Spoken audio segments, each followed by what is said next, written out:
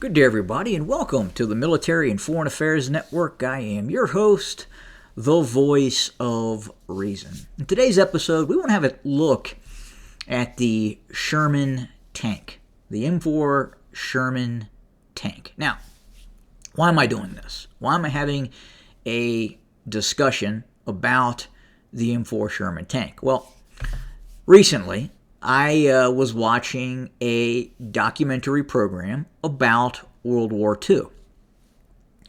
And during that documentary, the M4 Sherman was really just ripped upon.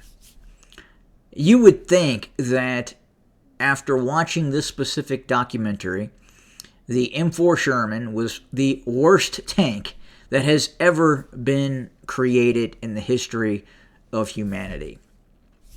And more importantly, they, in this specific documentary, they talked about the capabilities of some of the German tanks and also the Soviet T-34 as well. And again, knowing what I know, let me hit the pause button. I was a tanker in the U.S. Army, and I know a little bit about armored warfare. I may not know as much as some folks, and I may know more than other folks. But compounding that, I have had the opportunity to get inside of all these vehicles you are currently looking at. Every single one of these. I've even been in a Tiger. I've been in a Jagd Tiger. I've been in a Jagd Panther. I've been in a variety of M4 Shermans. I've been in T-72s. I've been T-72 Mike 1s. I've been in all kinds of tanks. All kinds of tanks.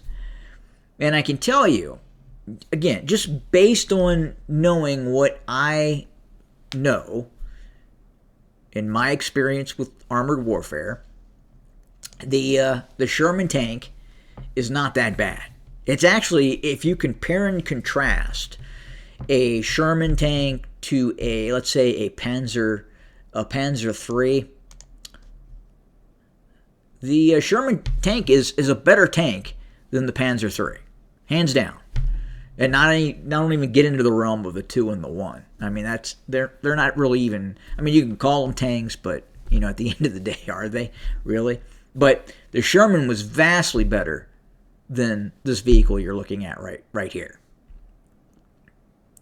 Absolutely. From, again, not operating a Panzer III, but having the opportunity to get inside of a Panzer III and tinker with the Panzer III compared to the M4 Shermans. The M4 Shermans, much better tanks. Much better tanks. You really need to get into the realm of the Panther. The Panther, and then obviously the Tiger and the King Tiger. Yeah, definitely better tanks in terms of, I mean, they're just much more heavily armored than a Sherman. They have a better optic system than the Sherman. The one thing that I can say that this tank right here, the Panzer IV, has on a Sherman, especially early Shermans, again, is the capability of the gun, and then that, and also the training of the German tanker. The German tanker, after Poland, and then finally the invasion of France, and then operations against the Soviet Union.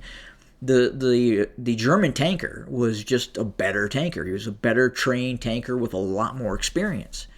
And when you compound that with a decent gun and gunnery system, this tank is going to win out, especially if this tank spots an M4 Sherman before an M4 Sherman spots this tank.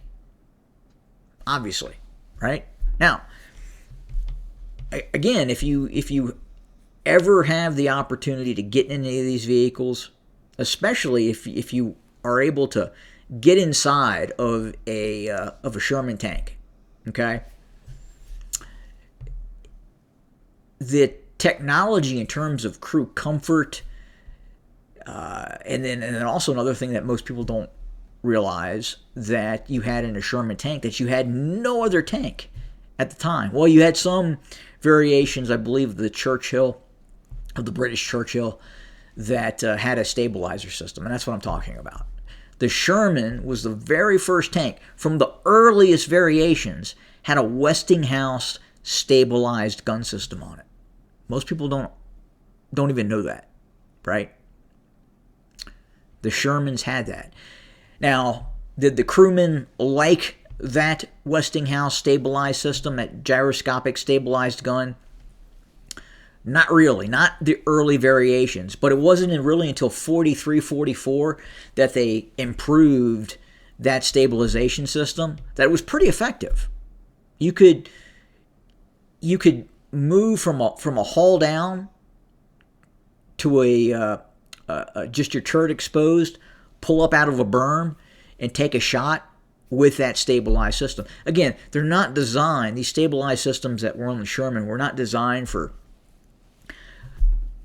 cruising cross country at 30 miles an hour and taking shots. And I can tell you even today, right? Well, not today, but I can tell you that in the 90s, even in an Abrams, depending on the terrain that you were in, you were not driving around 30 miles an hour and shooting your main gun. We never did that. I mean, there were times on a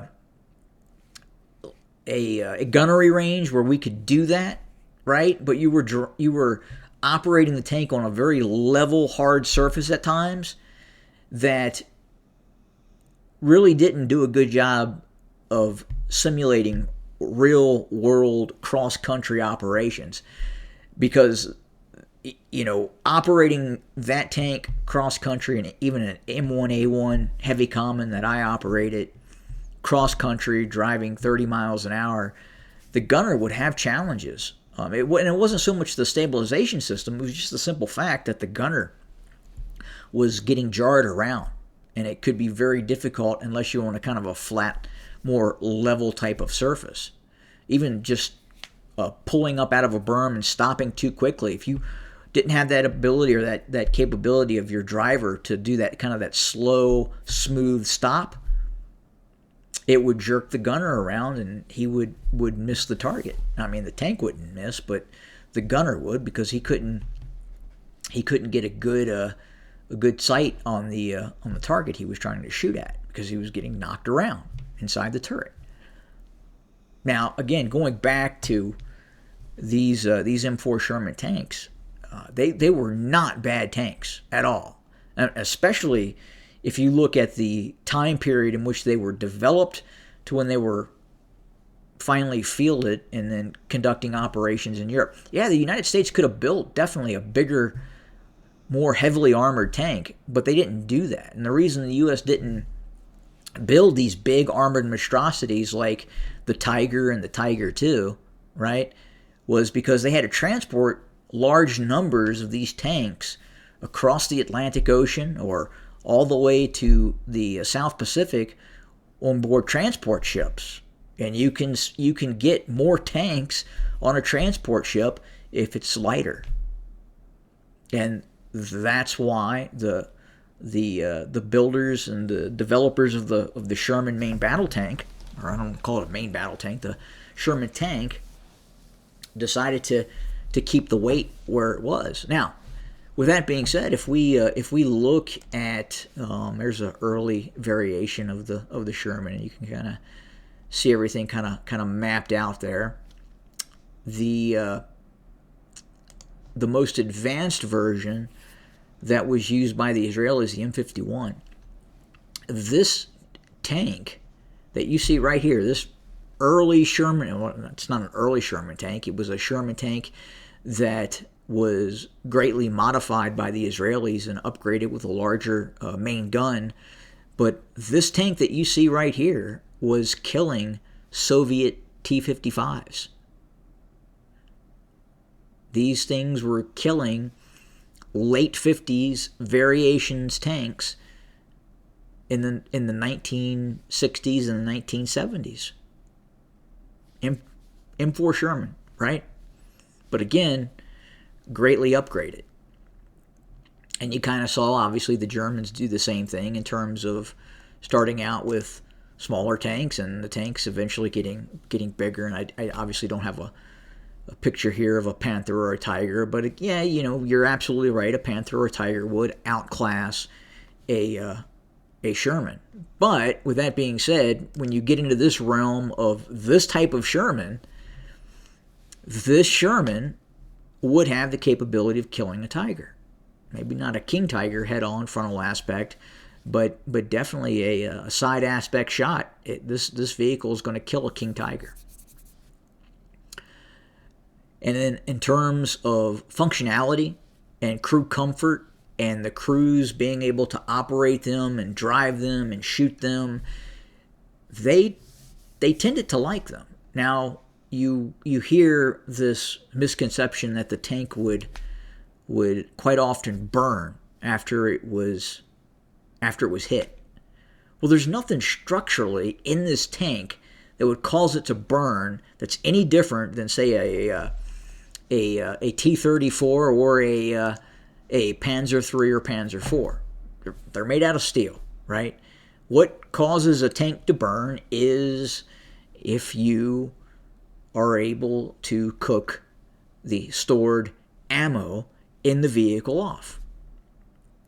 Any tank, that would happen. The T-72, right, has that ammunition carousel under the turret, whereas the M1 Abrams has the most of the ammunition. You can actually store some ammunition in an M1 Abrams in the hull. Very rarely ever done. You can do it.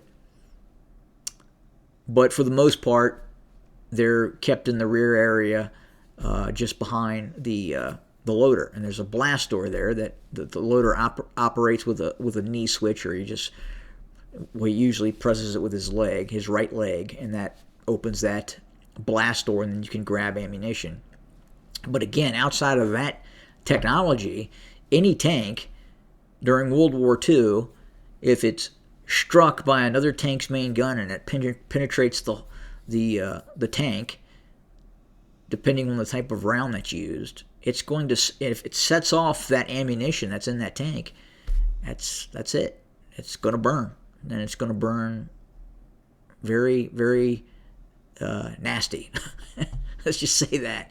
The T-34, I would say that this is a tough one. The T-34 is a tough one because the design of it, in terms of its ballistic protection and the way the tank is angled, and just the sheer amount that the Soviets were able to produce, was very effective. But if you've had the chance to get into a T-34 and mess around in a T-34, it is a Spartan tank. I mean, it is not in my opinion, a friendly tank to operate. It's just not. I would much rather be in a Sherman and operate a Sherman tank than a Soviet T-34. Just hands down. I mean, just in terms of crew comfort, I would have to say that in terms of just being a tanker and operating a Sherman, probably better constructed than even many of the German tanks. Just my opinion. And again, I think that the M4 Sherman gets a really bad rap, especially from some of these History Channel shows and other programs that you see that do documentaries on World War II. Sherman tank, much better tank than what is talked about on many of these shows. And again, I think the Germans, it's just become to the point of really nonsensical that how I would say these documentaries portray the superiority of the German tank over the M-4 Sherman and other tanks of its time. It was the German crewman. It was the German tanker and the gunnery system. The Germans had better optics than what was on a T-34 or a M4 Sherman. They just are. And if you ever get a chance to get in one that has a functional optic system made by German engineering, you would understand. And you would say, oh, okay, that makes sense. But I would say, again, in terms of armor protection, this definitely is not more armored. A Panzer III is not more armored than a Sherman. A Panzer IV definitely also is not better armed than a Sherman. Again, a better skilled German tanker with a better gunnery system. And even the Germans didn't have a gyro-stabilized gun system on their tanks. The Sherman did. But early variations of the Sherman, you had that short, stubby, relatively inaccurate 75 millimeter gun. I think the gyro-stabilized gunnery system on early variations of the Sherman were more advanced than the gun system in terms of gun penetration capability and accuracy. It wasn't until later variations like the Sherman Firefly and when they started to upgun the Sherman tanks, that's when the Sherman tank really kind of came into its own and was a very good tank. And it served many World War II veterans tremendously. But again, it's not always just about, obviously, it's not always just about tanks, right? There are many other factors that go into an army or an armed force being successful. And there's just many other issues that you have to look at. Like, for example, the Muldoose, the 50 cal, right? The U.S. Army used this large caliber, 50 caliber machine gun. Incredibly effective weapon system. A 50 cal, in all probability, with armored penetrating ammunition, could mission kill this Panzer III. And the Panzer III did not have any sort of machine gun outside of the MG 34 and 42 that could do the same in terms of that sort of hard-hitting firepower that you find on that Muldoose with the American Army. Muldoose, incredible weapon system. Obviously, even today. Very accurate, very hard-hitting, very effective. Something as simplistic as that, right? And then you compare and contrast maybe to like the German 88, right? That probably caused more fatalities and wounded service members than any other weapon system in World War II. 88 millimeter. Yeah, not a tank. It was eventually put, or an 88 millimeter was eventually put on the Tiger, and the Jagdpanther used the 88. But there were many, many more Sherman tanks that were in use that were, again, very effective systems. And then you take into account the American air power, right? That alone, you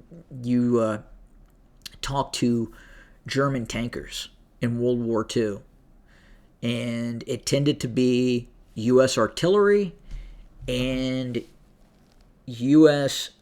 air power that they feared.